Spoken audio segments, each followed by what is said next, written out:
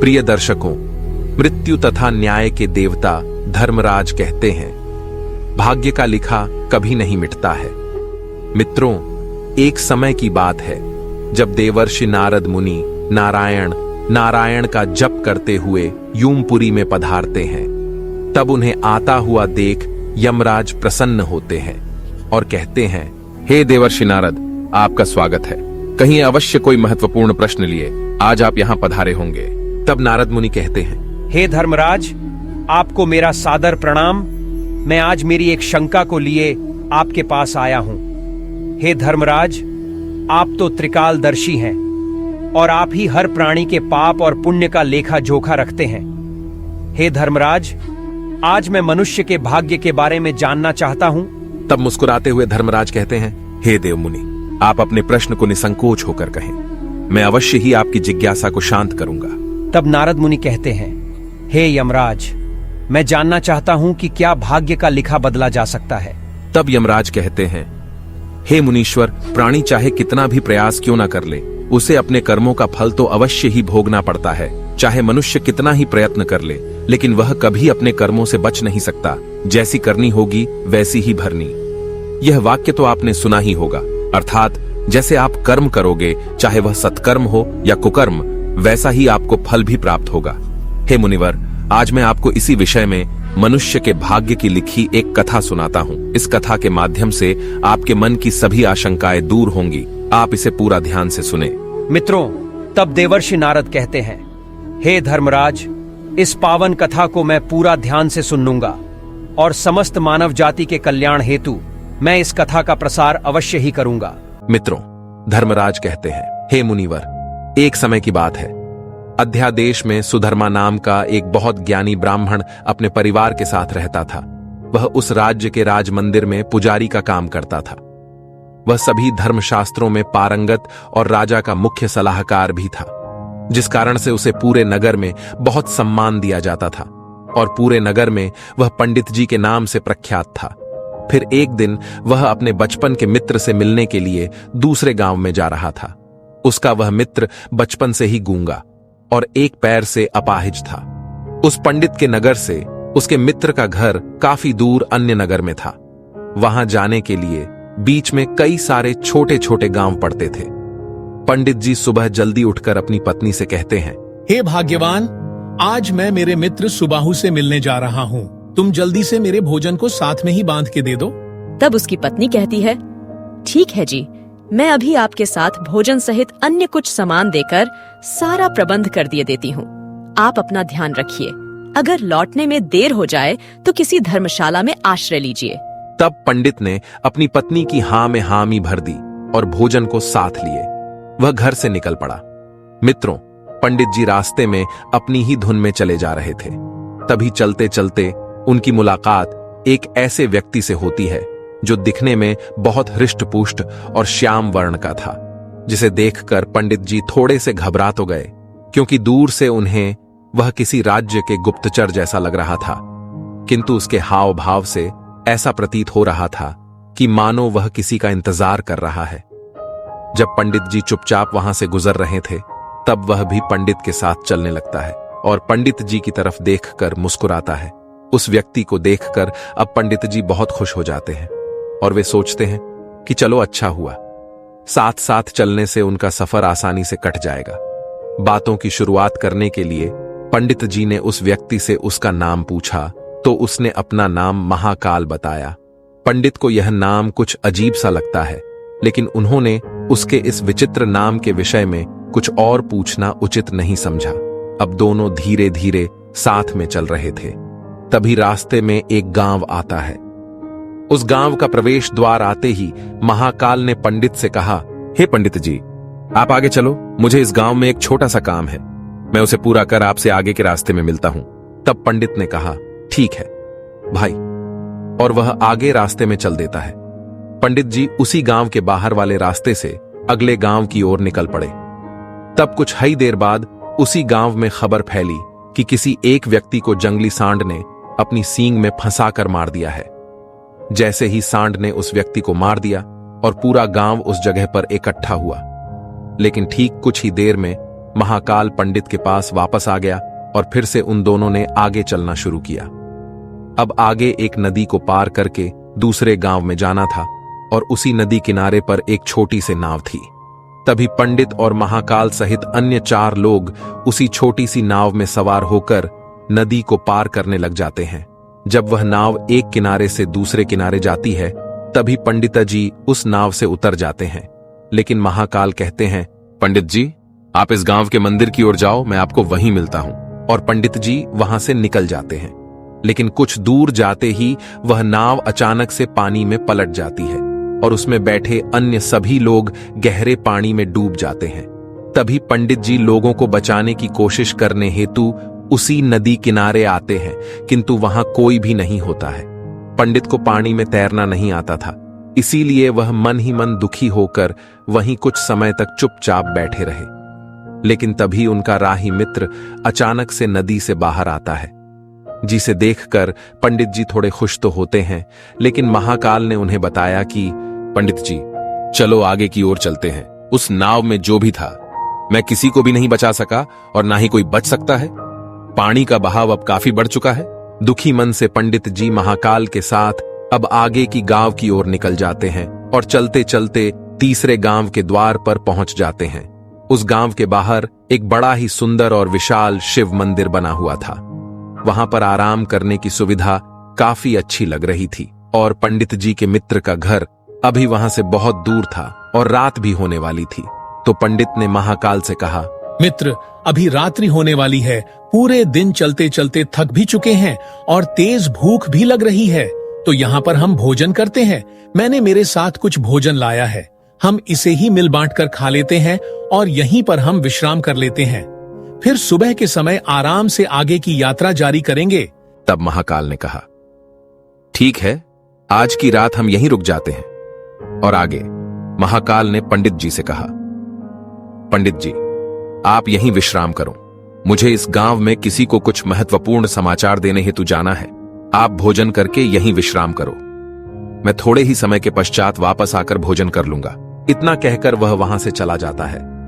लेकिन उसके जाने के कुछ ही समय के बाद उस गांव में अचानक अफरा तफरी का माहौल हो जाता है और एक व्यक्ति जोर जोर से चिल्लाते हुए भागता हुआ उस ओर आता है और कहता है, बचाओ बचाओ, मेरा घर और पूरा परिवार आग की चपेट में आ चुका है। हे भगवान, उनकी रक्षा करो। तभी चारों ओर से धुआं उठता हुआ दिखाई देता है और देखते ही देखते पूरे गांव में आग लग जाती है। अब पंडित जी ने हैरानी से सोचा कि यह महाकाल जहां भी जाता है वहां कोई ना कोई अनहोनी जरूर हो जाती है, कुछ तो गड़बड़ जरूर है इस व्यक्ति में। लेकिन पंडित ने रात्रि में महाकाल से कुछ भी पूछना उचित नहीं समझा और वे दोनों ही सो गए। फिर अगली सुबह होते ही दोनों फिर से अपनी यात्रा शुरू कर देते हैं।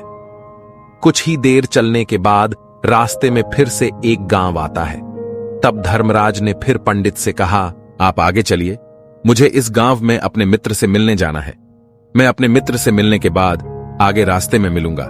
यह कहकर महाकाल वहां से चला गया। लेकिन पंडित इस बार आगे नहीं गए, बल्कि वहीं खड़े होकर महाकाल को देखते रहे कि वह कहां जा रहा है और क्या करता है। तभी थोड़ी देर बाद खेतों से लोगों की आवाज सुनाई देने लगी कि एक व्यक्ति को सांप ने काट लिया है और उसकी मृत्यु हो गई है। ठीक उसी समय महाकाल फिर पंडित के पास पहुंच गया, लेकिन इस बार पंडित से रहा नहीं गया और उसने महाकाल से पूछ ही लिया, भाई, आप जिस भी गांव में जाते हो वहां कोई ना कोई अनहोनी जरूर हो जाती है, क्या आप मुझे बता सकते हो ये ऐसा क्यों हो रहा है? तब महाकाल ने मंद मुस्कान के साथ कहा, पंडित जी, आप तो मुझे बहुत ज्ञानी जान पड़े थे, इसीलिए मैं आपके साथ चलने लगा था, क्योंकि शास्त्र कहते हैं कि ज्ञानियों का साथ बहुत अच्छा होता है, परंतु आप अभी तक समझ नहीं पाए कि मैं कौन हूं। तब पंडित ने कहा, मैं कुछ समझ गया हूं, लेकिन मुझे कुछ शंकाएं भी है। अगर आप ही अपना उपयुक्त परिचय दे दें तो मेरे लिए आसानी होगी। तब महाकाल ने कहा, हे पंडित, ध्यान से सुनो, मैं एक यमदूत हूं और यमराज की आज्ञा से मैं उन लोगों के प्राण हरण करता हूं जिनकी आयु अब पूरी हो चुकी है। पंडित को पहले से ही इस बात की आशंका और आभास हो रहा था, ये व्यक्ति जरूर कोई भौकाल है।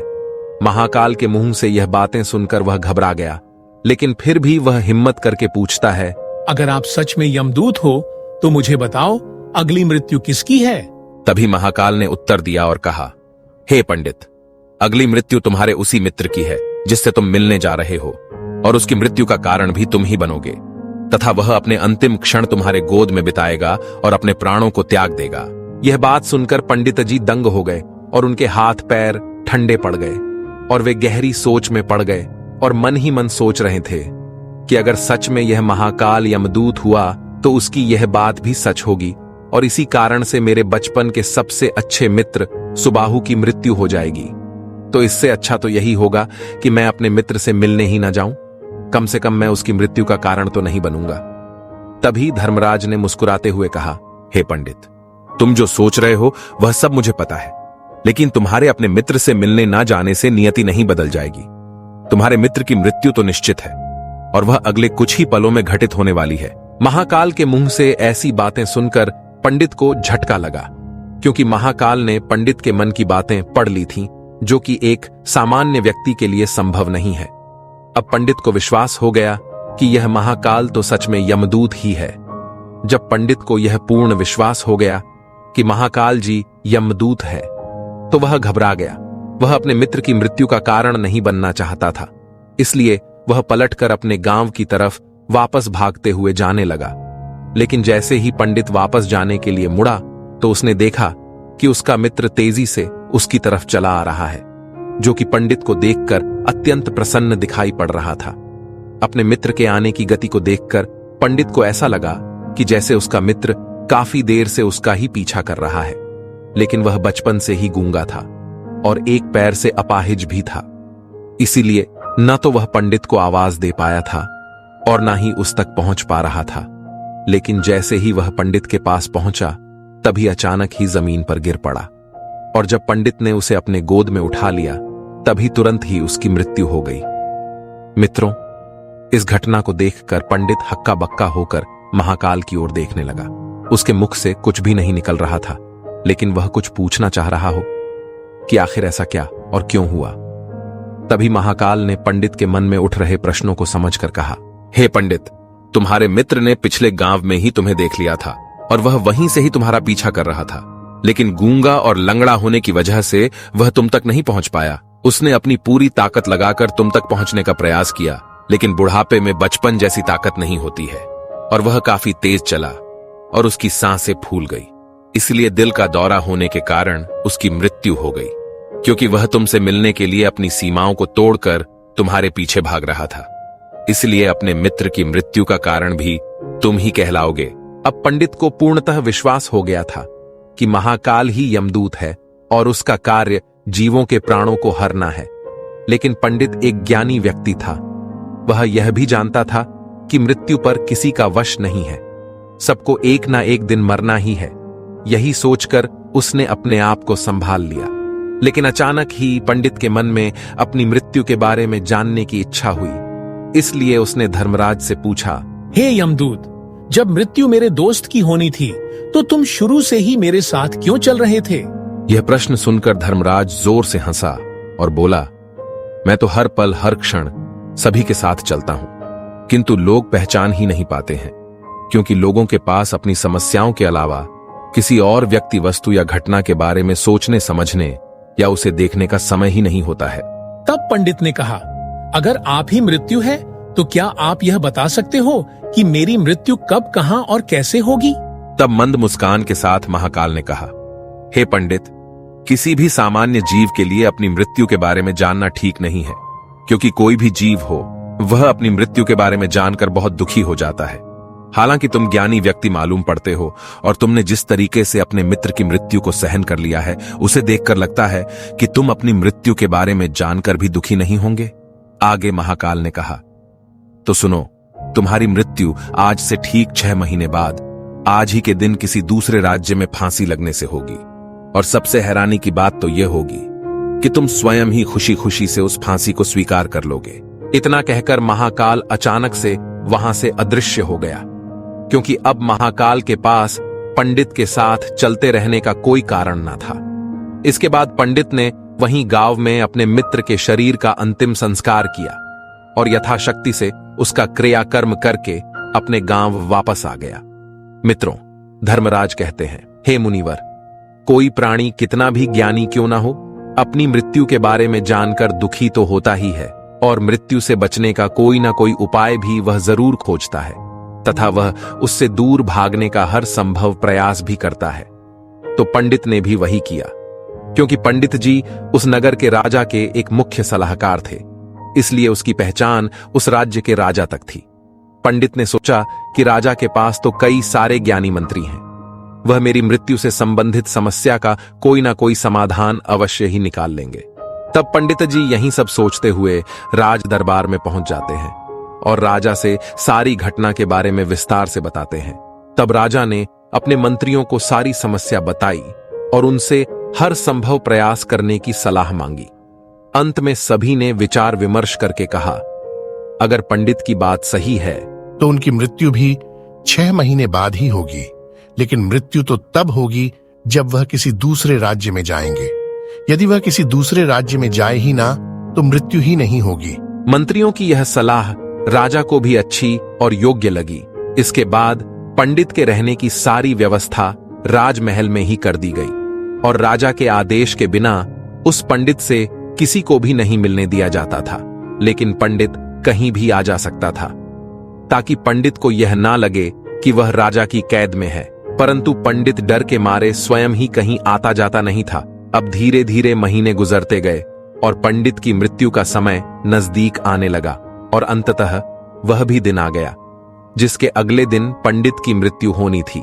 तो जिस दिन पंडित की मृत्यु होनी थी उसकी एक रात पहले पंडित डर के मारे जल्दी ही सो गया। जल्दी से वह रात बीत जाए और अगला दिन आ जाए ताकि उसकी मृत्यु टल सके। यही सोचकर वह जल्दी सो जाता है। लेकिन पंडित को नींद में चलने की बीमारी थी और अपनी इस बीमारी के बारे में वह स्वयं भी नहीं जानता था। तो फिर राजा मंत्री या किसी वैद्य को इसके बारे में बताने का कोई प्रश्न ही नहीं उठता। पंडित अपनी मृत्यु को लेकर बहुत चिंतित था। वह पिछले कई दिनों से ठीक से सो भी नहीं पा रहा था और नींद में चलने की बीमारी भी तभी होती है जब व्यक्ति ठीक से सो नहीं पा रहा हो। तो उस रात भी पंडित को नींद में चलने का दौरा पड़ा। तभी अचानक से वह उठा और महल से निकलकर अस्तबल में गया। क्योंकि पंडित राजा का खास मेहमान था, इसलिए किसी भी पहरेदार ने उसे नहीं रोका और ना ही किसी तरह की कोई पूछताछ की।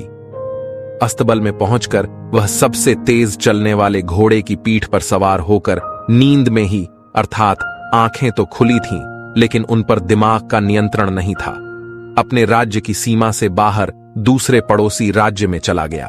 इतना ही नहीं, वह दूसरे राज्य के राजा के महल में पहुंच गया। उस महल के पहरेदार ने भी उसे नहीं रोका और ना ही कोई पूछताछ की गई। वहां सभी लोग रात्रि का अंतिम प्रहार होने के कारण गहरी नींद में थे। वह पंडित सीधे राजा के शयन कक्ष में पहुंचा, जहां राजा और रानी एक साथ सो रहे थे। वह पंडित वहीं जाकर रानी से चिपक कर सो गया। मित्रों, धर्मराज कहते हैं, हे मुनिवर, अब प्रातः का समय था। तभी राजा ने पंडित को रानी के बगल में सोया हुआ देखा। तब राजा बहुत क्रोधित हो गया। राजा ने तुरंत अपने सिपाहियों से पंडित को कैद करने का आदेश दे दिया और पंडित गिरफ्तार हो गया। लेकिन पंडित तो बहुत ही आश्चर्यचकित हुए थे। उसे तो कुछ समझ नहीं आ रहा था कि आखिर वह दूसरे राज्य में और राजा के शयन कक्ष में कैसे पहुंचा। लेकिन वहां उसकी यह सब सुनने वाला कोई नहीं था। जब सुबह होने पर राजा ने पंडित को दरबार में पेश करने का आदेश दिया और कुछ देर बाद उस पंडित को दरबार में लाया गया। पंडित को देखते ही राजा क्रोध के कारण आंख बबूला हो गया और उसे फांसी पर चढ़ा देने का हुक्म सुना दे दिया। फांसी की सजा सुनते ही पंडित कांप गया, लेकिन फिर भी थोड़ी सी हिम्मत जुटाकर वह राजा से बोला, महाराज, मैं नहीं जानता कि मैं आपके राजमहल तक कैसे पहुंचा हूं। मैं यह भी नहीं जानता हूं कि आपके शयन कक्ष तक मैं कैसे आया और आपके महल के किसी पहरेदार या सैनिक ने मुझे रोका क्यों नहीं। लेकिन मैं इतना जरूर जानता हूं कि आज मेरी मृत्यु होनी थी और वह होनी भी जा रही है। तभी पंडित की यह बात राजा को बहुत ही अजीब लगी और उसने पंडित से पूछा, तुम्हें कैसे पता कि आज तुम्हारी मृत्यु होनी है? राजा के इस प्रश्न के उत्तर में पंडित ने कहा, हाँ महाराज, एक भविष्यवाणी के अनुसार मेरी मृत्यु आज ही के दिन फांसी लगने से होगी।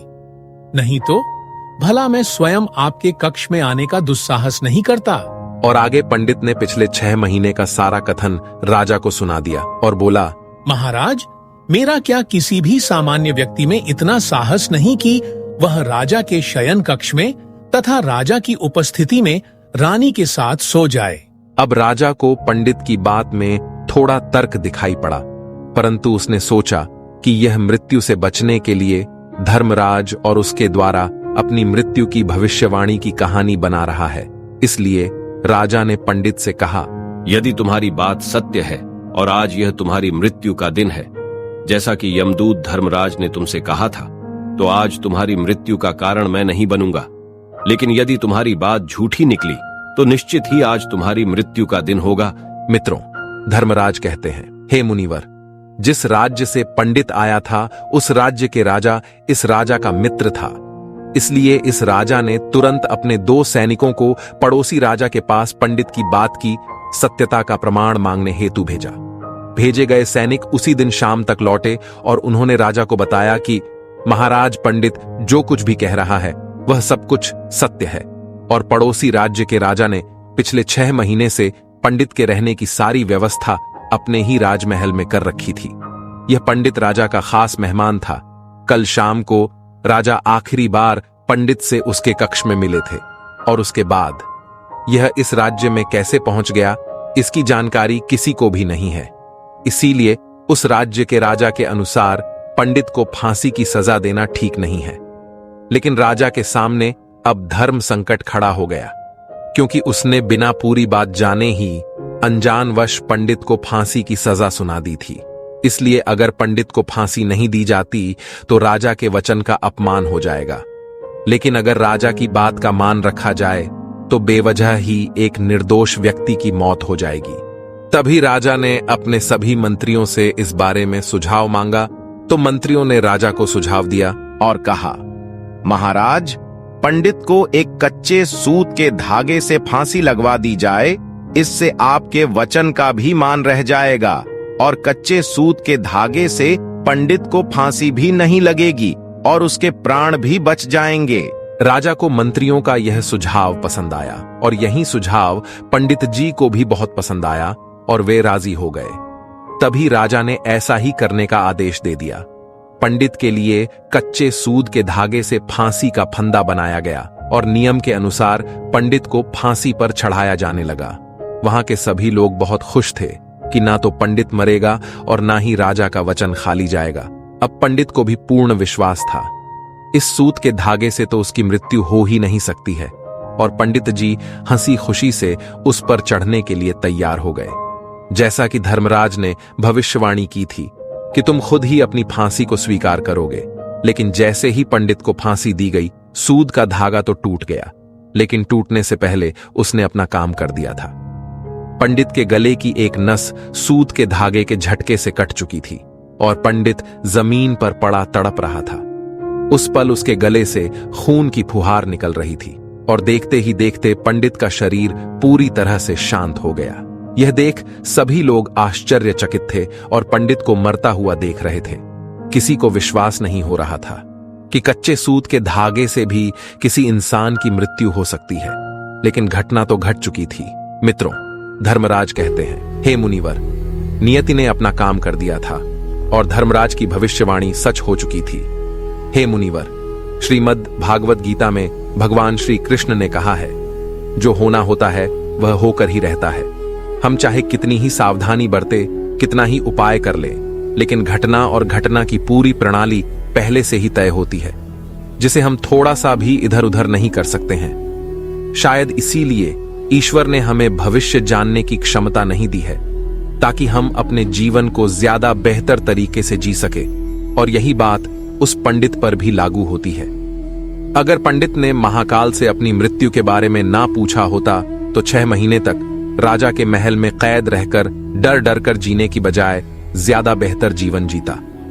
मित्रों, यमराज कहते हैं, हे मुनिवर, इस प्रकार से प्राणी के जीवन में जो भी होने वाला होता है वह बस होकर रहता है। सुखी और शांति जीवन को जीने हेतु उसे अपने भाग्य तथा भविष्य के बारे में ज्यादा चिंता नहीं करनी चाहिए, हर क्षण का आनंद लेते हुए अपने कार्यों को नित्य रूप से करना चाहिए और सदा ही धर्म का आचरण करना चाहिए। तो प्रिय दर्शकों, आपको यह कथा कैसी लगी कमेंट करके अवश्य बताएं। जानकारी अच्छी लगी तो वीडियो को लाइक जरूर करें और कमेंट में जय श्री हरि विष्णु अवश्य लिखें। साथ ही चैनल को सब्सक्राइब करें। ऐसी ही रोचक धार्मिक कथाओं के लिए हमारे साथ बने रहिए। हमारे धर्म ग्रंथ कथाओं के चैनल 18 पुराणों पर आप सभी का धन्यवाद।